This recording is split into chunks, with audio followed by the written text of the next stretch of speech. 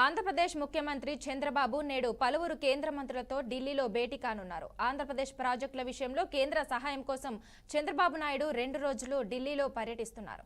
రక్షణ, హోం, ఆర్థిక, జలశక్తి, electronics, IT సహా పలు కేంద్ర మంత్రులతో సమావేశం కానున్నారు. మౌలిక సదుపాయాలు, పునరుత్పాదక ఇంధనం, విద్యుత్, జలవనరుల నిర్వహణ లాంటి అంశాలపై కేంద్ర మంత్రులతో చర్చించనున్నారు. ఆంధ్రప్రదేశ్ విధానపరమైన రోడ్ మ్యాప్ను సమర్పించడానికి నీతి ఆయోగ్ పాలక మండలి సమావేశంలో పాల్గొనున్నారు. గ్రీన్ ఎనర్జీ ప్రాజెక్టులలో సహకారం గురించి చర్చించనున్నారు. అనంతరం రక్షణ మంత్రి రాజ్నాథ్ సింగ్తో సమావేశం అవుతున్నట్లు సమాచారం.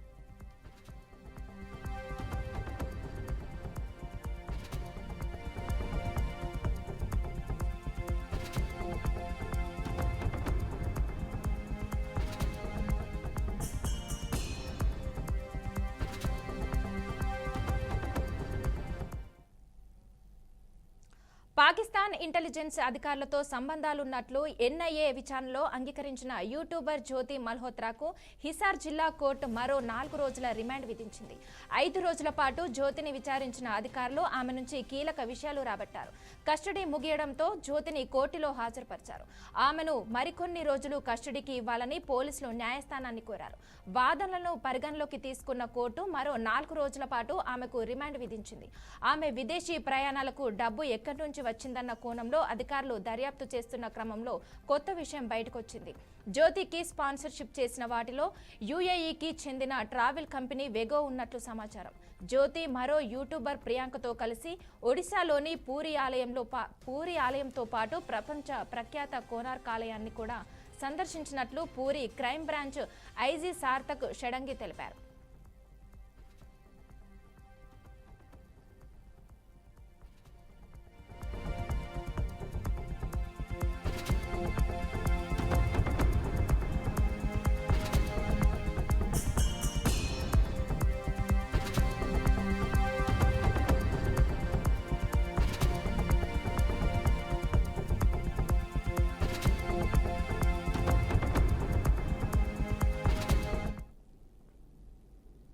ఇండోనేషియాలో మరోసారి భూకంపం సంభవించింది. దక్షిణ సుమాత్రాలో 5.9 తీవ్రతతో భూకంపం చోటు చేసుకున్నట్లు German Research Centre for Geosciences వెల్లడించింది.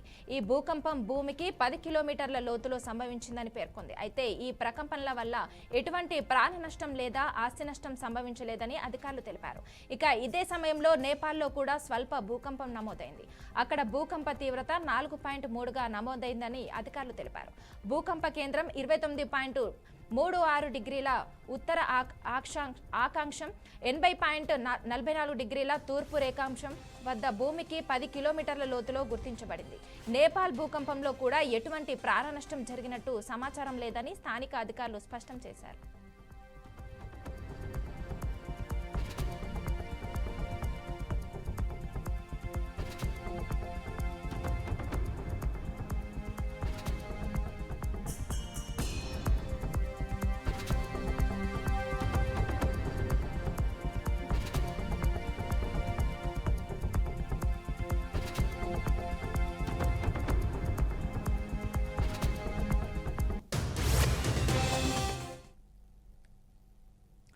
జమ్మూ కాశ్మీర్లో ఉగ్రవేట కొనసాగుతూనే ఉంది. గత నెల 22న పహల్గామ్లో ఉగ్రవాదులు టూరిస్టులపై కాల్పులు జరిపారు.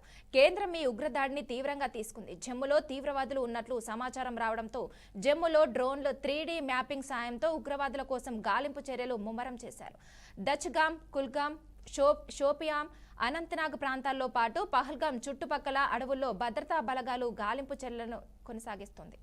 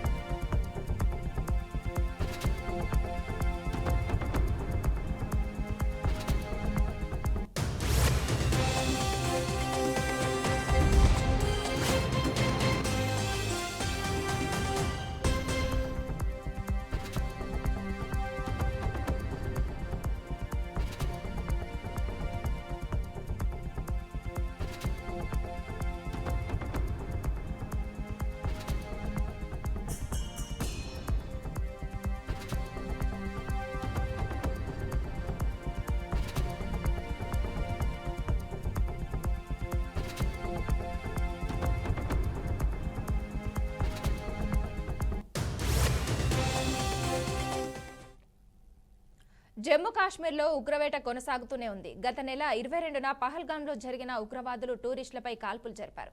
కేంద్రం ఈ ఉగ్రదాడిని తీవ్రంగా తీసుకుంది. జమ్మూలో తీవ్రవాదులు ఉన్నట్లు సమాచారం రావడంతో జమ్మూలో డ్రోన్లు 3D మ్యాపింగ్ సాయంతో ఉగ్రవాదుల కోసం గాలింపు చర్యలు ముమ్మరం చేశారు.